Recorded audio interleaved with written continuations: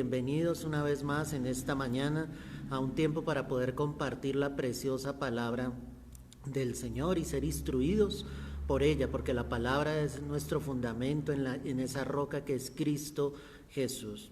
Cuando pensamos en lo que es la poderosa espada, como se llama el título de este mensaje, podemos pensar obviamente que es la preciosa palabra del Señor. Pero quiero que preguntes en esta hora qué tan valiosa es la palabra de Dios en tu vida. Tú como un hijo, una hija de Dios, qué tan importante es la palabra del Señor. La palabra ha cobrado un valor infinito en tu corazón, en tu ser, o de pronto la has dejado ir desplazando poco a poco en tu vida cristiana. Por eso este estudio que queremos hacer en esta mañana, que quiero que estés muy atento, porque sé que Dios va a ministrar a cada uno de nuestros corazones. Cuando pensamos en qué es esa espada, quiero que mires la carta a los Efesios, el capítulo 6, el verso 17. Todo lo tenemos que mirar a la luz de la Escritura, absolutamente todo lo tenemos que mirar a la preciosa luz de la palabra del Señor. Efesios 6, 17 dice la palabra: y tomad el yelmo de salvación y la espada del Espíritu, que es la palabra de Dios. Entonces, cuando pensamos en esa espada, el Señor compara esa espada y dice, es la palabra de Dios. ¿Sí? Cuando el apóstol Pablo, aquí en la carta a los Efesios, está hablando acerca de la armadura de Dios, él dice, para tomar esa armadura y para colocarla sobre tu vida es necesario que también tengas la espada del Espíritu, es necesario que tengas la palabra de Dios. Es decir, que la palabra de Dios es algo que protege la vida del creyente, con lo cual podemos luchar y vencer las obras de las tinieblas. No es la palabra del hombre, es la palabra de Dios la que realmente tiene poder, la que cobra valor en el momento en que sufrimos esos ataques del adversario. Y cuando hablamos acerca de la armadura, pues obviamente nos estamos dando cuenta que la palabra es parte importante, por no decir que esencial, de esa armadura que el Señor ha entregado sobre nuestras vidas. Entonces esa espada, mi amado, es la preciosa palabra de Dios. En la carta a los Hebreos, el capítulo 4, el verso 12, mira lo que dice la palabra, ve allí conmigo, Hebreos 4, verso 12. Dice, porque la palabra de Dios es viva y eficaz y más cortante que toda espada de dos filos. Entonces vuelve la palabra a confirmar y dice, esa palabra, ¿cierto?, es la espada del Señor. O sea, Dios nos entrega la palabra y dice que es cortante como esa espada, es cortante precisamente como esa espada de dos filos, que sencillamente penetra hasta partir el alma y el espíritu, las coyunturas y los tuétanos, y discierne los pensamientos y las intenciones del corazón. Entonces Dios compara, ¿cierto?, la palabra de Dios con esa espada, y es una espada de dos filos. La característica de una espada es que tiene filo sencillamente por los dos costados. Esa espada penetra y corta, hiere, o sea, causa algo en el corazón de los seres humanos. Y vuelvo y te hago la pregunta de esta mañana, o sea, ¿qué tan importante es la palabra de Dios en tu vida? O sea, si la palabra de Dios no está, Dios no va a poder precisamente cambiar, transformar tu vida. O sea, tu vida no va a ser cambiada por la predicación de un hombre, por las palabras de un hombre. La palabra es la que causa ese efecto, o sea, penetra profundamente en el ser humano y hace que haya un cambio genuino y verdadero. Pero cuando pensamos en esa espada poderosa, ¿por qué debes cargar la espada? O sea, ¿por qué es necesario que la espada esté cerca de ti? Quiero que mires Nehemías 4 y observes el verso 17. Nehemías 4, verso 17. Es que la escritura, mi amado, es demasiado clara y nos deja ver, ¿sí?, ese contexto realmente de lo que Dios quiere. Nehemías 4:17 dice, los que edificaban en el muro, los que acarreaban y los que cargaban con una mano trabajaban en la obra, y en la otra tenían la espada. Qué impresionante esto, porque aquí está narrando el momento claro en que se están volviendo a reconstruir los muros de Jerusalén después de que el pueblo de Israel ha estado cautivo durante años. Y obviamente el Señor llama a Nehemías a ir a reconstruir precisamente esos muros, inquietó su espíritu para que trajese al pueblo y juntos trabajasen en la obra. Pero hay algo interesante acá. O sea, en el contexto bíblico, el pueblo estaba siendo perseguido porque habían dos personajes llamados Tobías y Sanbalat que sencillamente no dejaban que ellos avanzaran en la obra. Pero Nehemías, guiado por el Señor, instruyó al pueblo, y dice acá en el verso 17, los que edificaban en el muro, ¿cierto? Los que acarreaban y los que cargaban con una mano trabajaban en la obra y en la otra tenían la espada, pues la espada para ellos era esa señal de defensa con la que podían sencillamente prevenirse contra el enemigo. La espada de Dios, la palabra del Señor, causa la misma o el mismo efecto sobre cada uno de nosotros. O sea, es necesario cargar la espada para cubrirnos, para protegernos de las acechanzas del maligno, para que Satanás no venga precisamente a destruir nuestras vidas. La palabra, vuelvo y te repito, es lo que tiene poder, es lo que cobra vida sencillamente. ¿Qué tan importante entonces es la palabra de Dios en tu vida? Sabes que vivimos en un tiempo donde sencillamente la gente tiene un comezón de oír, donde la palabra de Dios se ha desplazado, donde la palabra de Dios ya no es importante en el corazón del hombre, pero yo encuentro aquí en la escritura entonces que ellos seguían trabajando en la obra sin soltar la espada. La espada era importante. La espada va a ser importante para nosotros, para protegernos de los ataques del maligno. Va a ser la palabra de Dios la que sencillamente nos va a dar la victoria. Cuando Jesús fue llevado al desierto, la palabra dice claramente que pues el Señor obviamente lo vencía a través de la palabra. ¿Sí? Cuando Satanás le dijo, di que estas piedras se conviertan en pan, el Señor dio la palabra. No solamente de pan vivirá el hombre, sino de toda palabra que sale de la boca de Dios. Entonces es la palabra tiene vida, la palabra tiene poder, es necesario que tú cargues la espada. O sea, no solamente teniéndola en tu mano, sino más que todo teniéndola en tu corazón. Eso es lo que va a hacer que tú seas un creyente fiel, verdadero, que resista las pruebas, que resista los ataques del enemigo. O sea, carga tu espada, que la palabra del Señor se hace fundamento realmente en tu vida. Pero hay que saber utilizar la espada. Y mira lo que dice Mateo 26, verso 51.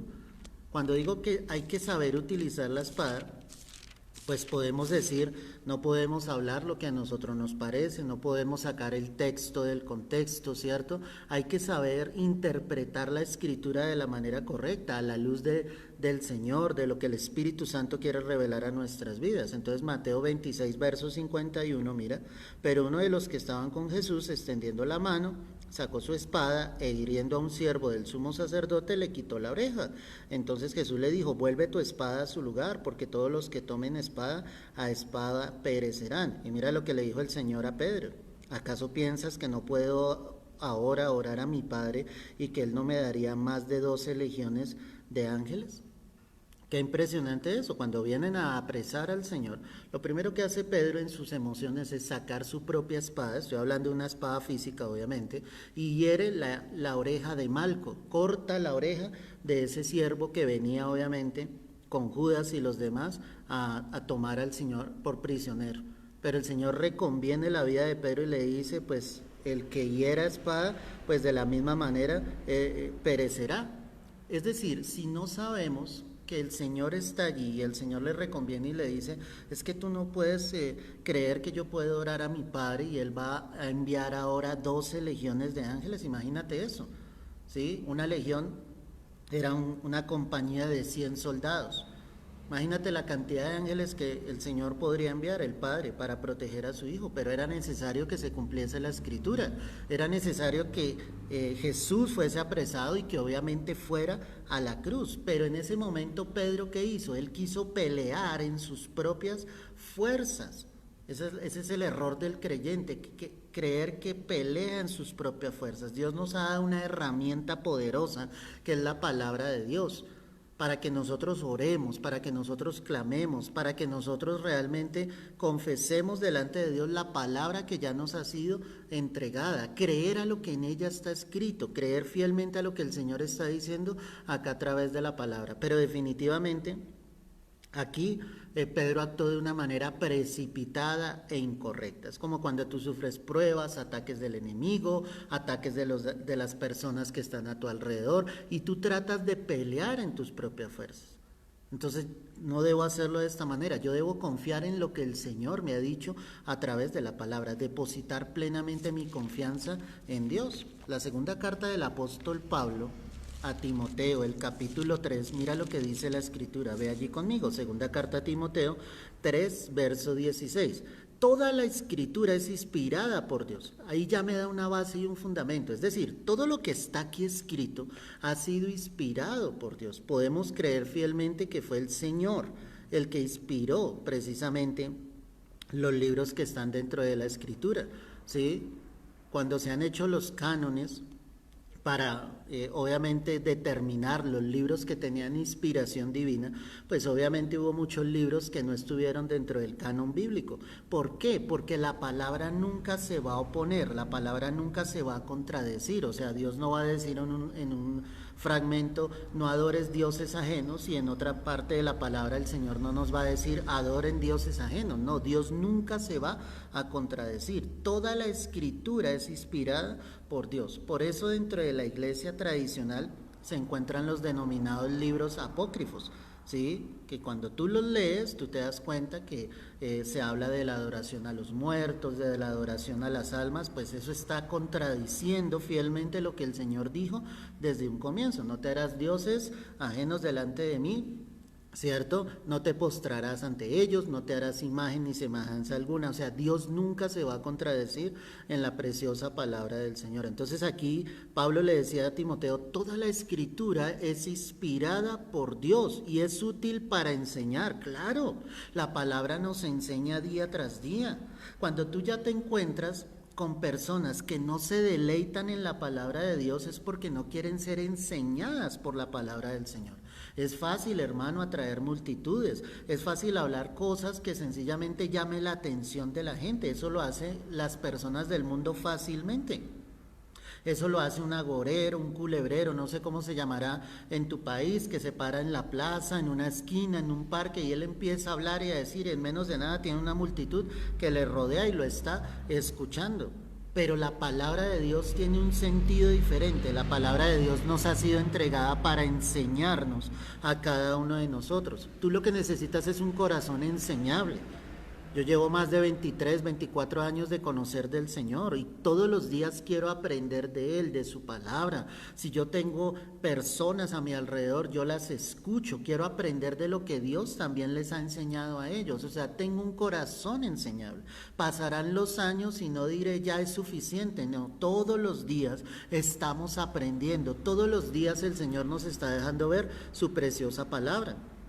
Entonces la escritura dice, y es útil para enseñar, pero para redarguir también. Es decir, que la palabra causa un efecto en el corazón del hombre. La palabra llega a nuestras vidas y nos redarguye. ¿Qué quiere decir esto? O sea, que realmente sentimos dentro de nuestro corazón que estamos haciendo algo incorrecto en contra de la voluntad de Dios. La palabra dice que nunca volverá vacía, sino que cumplirá propósito. Es decir, que si tu corazón siempre está dispuesto, ¿sí?, tú vas a recibir la palabra. Tal vez en esta mañana, por cosas del Señor, de su Santo Espíritu, tú me estás escuchando por primera vez. ¿Quién está haciendo eso? El Señor. Pero si tú estás escuchando este mensaje es porque tu corazón está dispuesto a recibir de la palabra de Dios. No estoy sentado frente a esta pantalla hablándote cosas en mis propias fuerzas. Estoy enseñando la palabra de Dios, la preciosa palabra del Señor. Entonces cuando la palabra llega nos redarguye y yo digo, sí Señor, perdóname, estoy fallando en esto, estoy haciendo lo incorrecto delante de tus ojos. Y obviamente cuando reconozco esto me lleva a un genuino arrepentimiento y a corregir, como dice acá la palabra, para corregir. Es decir, yo corrijo el camino, la palabra llega a mi vida y sencillamente empiezo a tomar otro rumbo. Nosotros veníamos lejos de Dios en el mundo, desapercibidos, creyendo que éramos hombres y mujeres buenos, pero al conocer a Dios y su palabra, el Señor empieza a corregirnos y nos lleva por un camino totalmente opuesto. Ahí es cuando yo sé que la palabra realmente está llegando a mi vida. Dice también la Escritura acá, estoy en segunda carta a Timoteo 3:16, para instruir en justicia. ¿Quién es justo sobre la tierra? Pues Dios. Él nos ha justificado por la sangre de Cristo. Hemos sido lavados con la sangre del Cordero y nos ha declarado justos, aunque nosotros no lo seamos. Pero definitivamente Él nos instruye en esa justicia. O sea, Él nos lleva a caminar rectamente en su voluntad, en lo que Él quiere, en lo que Él desea. Lo que antes para ti era normal hacer, pues ya conoces en el Señor que tal vez es equivocado. Si tú hablabas soezmente, con groserías, con palabras de altanería, y al llegar a los pies de Cristo tú entiendes que Dios no se complace en eso, que tienes que tener cuidado con tu lengua, con las palabras que salen de tu boca, pues tú empiezas a corregir el camino y Dios te empieza a llevar por un camino de justicia. Y dice que todo esto tiene un fin, o sea, tiene un objetivo. ¿Cuál es el objetivo? A fin de que el hombre de Dios, es decir, cada uno de nosotros, sea perfecto, enteramente preparado para toda buena obra. Qué bonito lo que el Señor está diciendo acá, porque Él está mostrando fielmente y dice, mi palabra es dada con una finalidad, y esa finalidad es que el hombre de Dios sea perfecto, enteramente preparado para toda buena obra. Pero la pregunta entonces sería, ¿y entonces quién debe tener la espada? Porque si estamos hablando de una espada poderosa, ¿quién debe tener esa espada? Pues la respuesta tal vez sería obvia. La espada la deberían tener todos los hijos de Dios. Pero mira lo que dice el Salmo 149, el verso 1. Ve allí conmigo. Mira lo que dice acá la Escritura. Cantad a Jehová cántico nuevo. Su alabanza sea en la congregación de los santos. Alégrese Israel en su hacedor. Los hijos de Sión se gocen en su rey. Alaben su nombre con danza, con pandero y arpa a él canten, porque Jehová tiene contentamiento en su pueblo.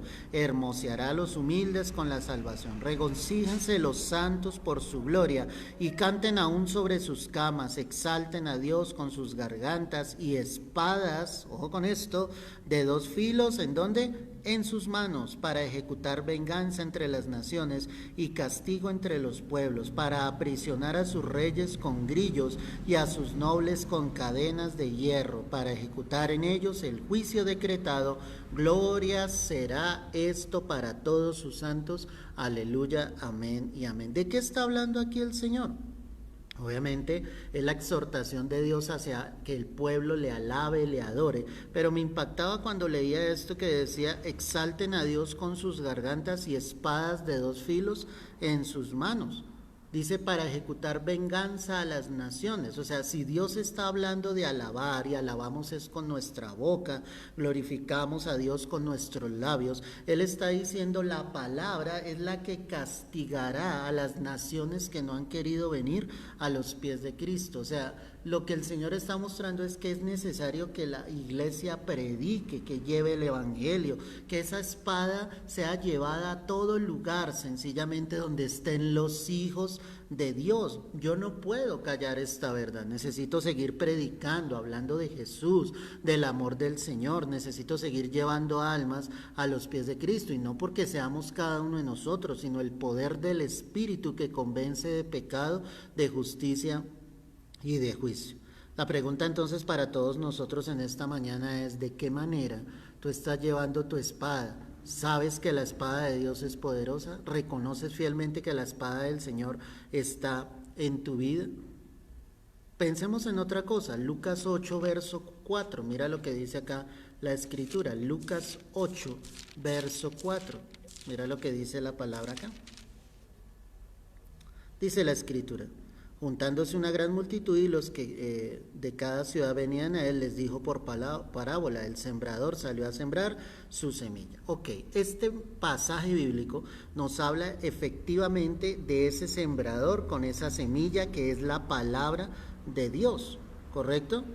Si miramos el contexto, nosotros vemos 4 terrenos diferentes donde cayó la semilla, pero finalmente el Señor habla de un lugar o un terreno donde debe caer esa buena semilla. Verso 15, mas la que cayó en buena tierra, estos son los que con corazón bueno y recto retienen la palabra oída y dan fruto con perseverancia. Escucha esto, dan fruto con perseverancia. Es decir, que la palabra debe caer en buena tierra. Si la palabra no cae en buena tierra, el enemigo va a venir, la va a robar, los espinos la van a ahogar. Es decir, la palabra se hará infructuosa, no porque no tenga el poder, sino porque necesita un buen terreno, y ese buen terreno es el corazón de cada uno de sus hijos. Cuando hay ese terreno, la palabra me dice que la retienen con corazón bueno y recto delante de Dios, porque sí quieren cumplir la voluntad de Dios, si quieren hacer la obra de Dios, si quieren dar fruto, como lo dice acá, con perseverancia. Es decir, yo recibo la palabra, me gozo, me alegro en ella, la retengo y la llevo día tras día a vivir para ella con fiel perseverancia. Ahora, en todo lo que hemos hablado en esta hora, ¿sí? ¿Qué voy a hacer ahora con la espada del Señor? Segunda carta a Timoteo, el capítulo 2, el verso 14. Mira lo que dice aquí la palabra. Segunda carta a Timoteo 2, 14.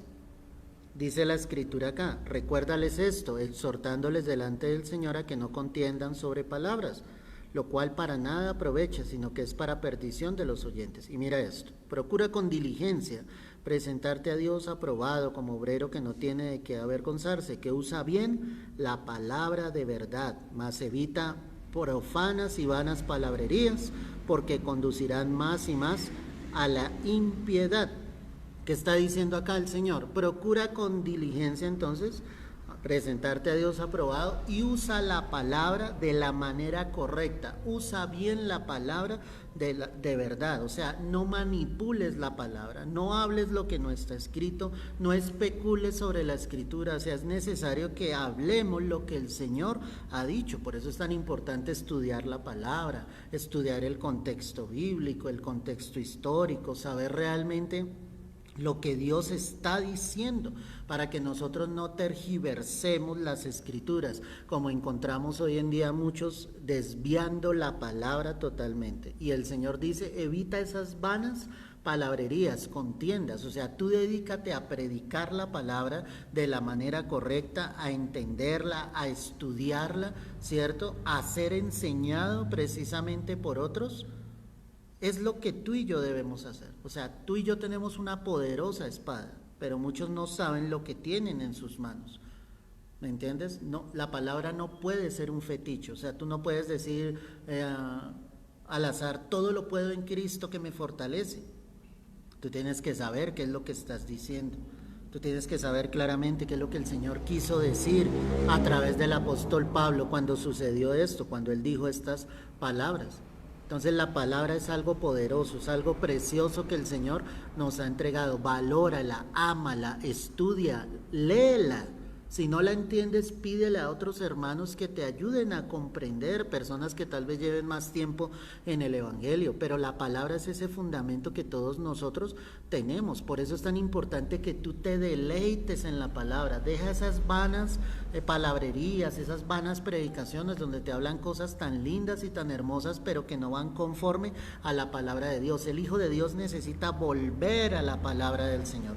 Cuando tú miras a Pablo y los apóstoles, ellos estaban enfocados en Cristo Jesús, en la palabra, en predicar acerca de Jesucristo. Ellos no querían ser ni hacerse ricos, ni ser reconocidos, no, por lo contrario, sufrieron persecuciones terribles, quisieron hallar sus vidas, y ellos murieron finalmente confesando el nombre de Jesucristo. ¿Por qué? Por la palabra que ellos predicaban. Hay un contexto en el libro de Hechos de los Apóstoles donde ellos son encarcelados, Pedro y Juan, y sencillamente se les prohíbe predicar la palabra, que predicaran en el nombre de Jesús, pero ellos no hicieron caso a eso. Ellos tenían que seguir llevando el Evangelio. Cuando llegaron allí a la iglesia, todos oraron unánimes, y obviamente el Señor se glorificó, y con más fortaleza y con más fuerza ellos siguieron llevando el Evangelio precioso de nuestro Señor Jesucristo. Que la palabra sea un deleite en tu vida, en el día, en la noche, cada día de tu vida, que sepas que la palabra realmente es lo más hermoso